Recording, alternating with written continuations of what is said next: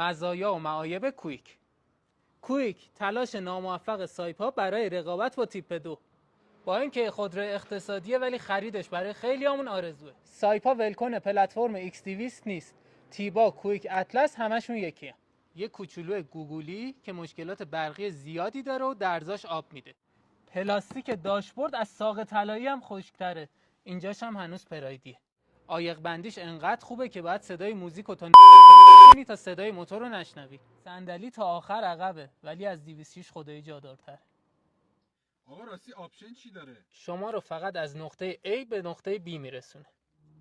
مشکل پلوس زیاد داره، به خاطر همین فرمونش خیلی میلرزه. سایپا برای فروش بیشتر انواع و اقسام پسماندا رو به این خودرو اضافه کرده.